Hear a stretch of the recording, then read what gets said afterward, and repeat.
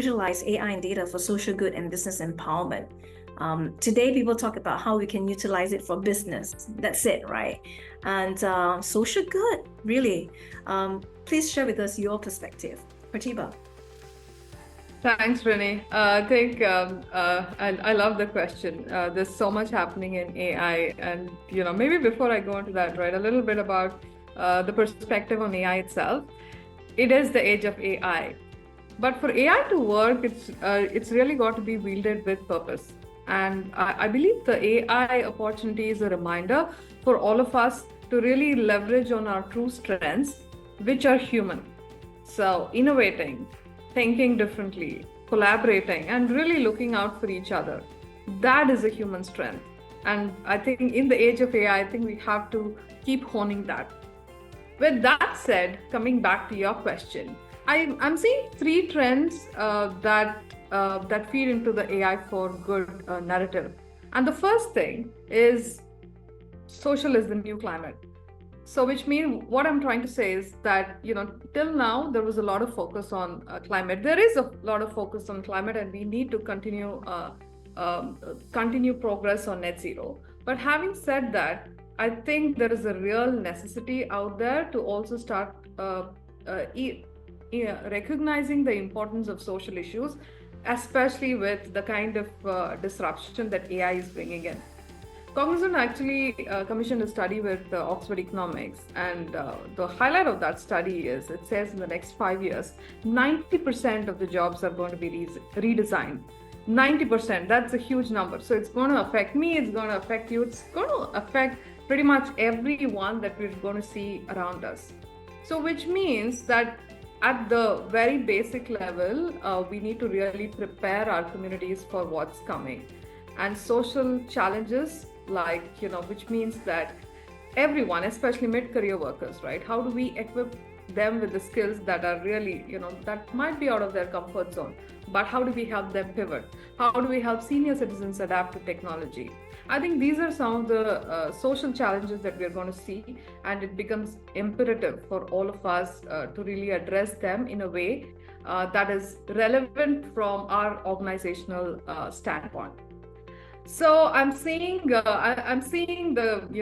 shoots already. So governments are taking a much more keener interest in this. We see companies investing a lot in upskilling initiatives. So that's one trend. The second is, I think something you alluded to right in the beginning itself, that AI being leveraged to really build more equitable communities. We are seeing some fantastic use cases of how AI is making technology much more accessible for persons with disabilities. We're seeing AI assistants that can really provide more personalized tutoring to students who need additional help and support. So really, it's becoming, in one sense, AI is a powerful tool to really level up in the community, and we got to seize that advantage. And personally, for me, I think the third thing that I would love to see more, I'm seeing more of and excited about is the AI for health. There's so much happening in the healthcare and life sciences space.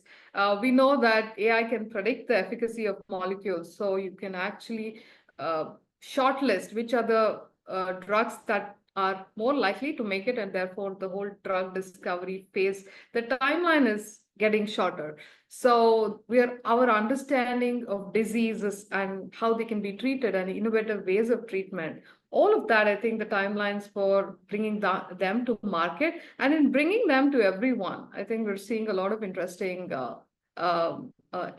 use cases coming up there. And yeah, these are just some of the three trends I think that will really accelerate the whole AI for a good narrative. But the bottom line is that AI is here to stay. We have to use it well, and we have to use it for good. And how about Hui Xiang? What's any areas to add on? What are your thoughts? Yeah, so maybe in my experience working with nonprofits, the main challenge really comes from the budget constraints that they have.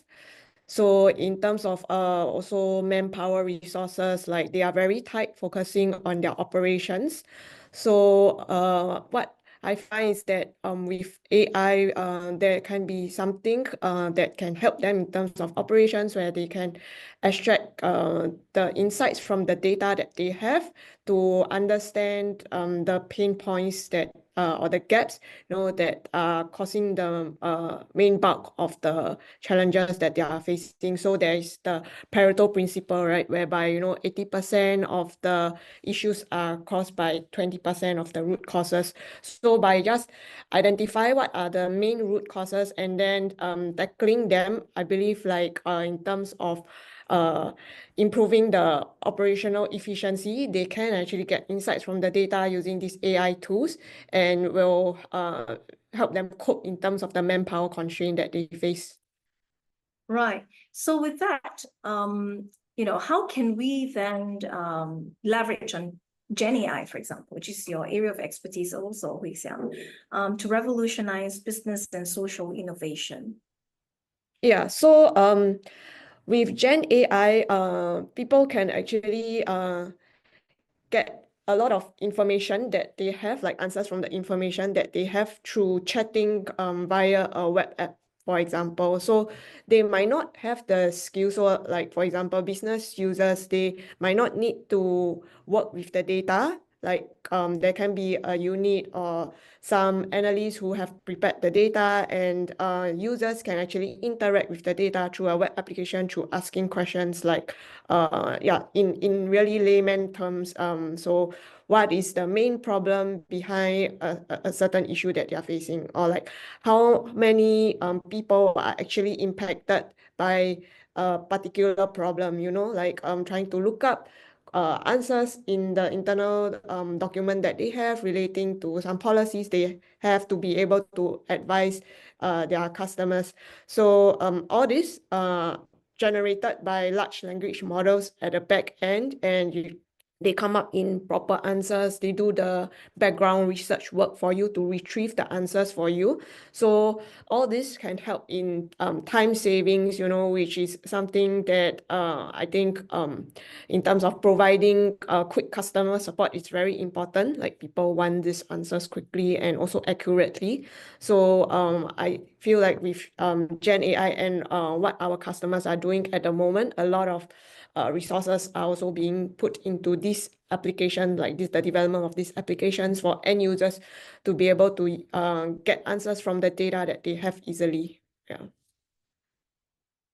Right. And Pratibha, do you have any point of views on that?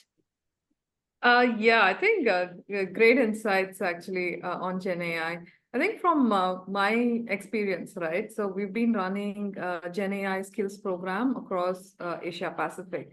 And the one change which shows how AI is really changing the game, and definitely, as it gets more advanced, it's going to only exacerbate. So traditionally, again, 3 years back, let's say, some of our impact programming, right? So I was very defined in terms of who the learner community was. So we're looking at underrepresented groups, looking at underserved groups, who didn't have as much access to skills and mentoring and resources, and we were supporting them.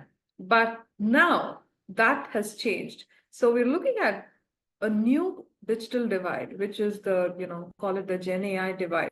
Those who can use Gen AI and those who can't. Simply, if you know ChatGPT, you can write your thesis maybe not thesis. You can write your speech much faster. You can compose that email faster. Your research is that much faster, as against someone who doesn't know how to use it, how to prompt it well. So the change that we saw in our programming was now everyone's interested, right? So we've opened it up to our clients, and our clients are some of the largest organizations in the world. So they are interested to learn how to really leverage Gen AI better.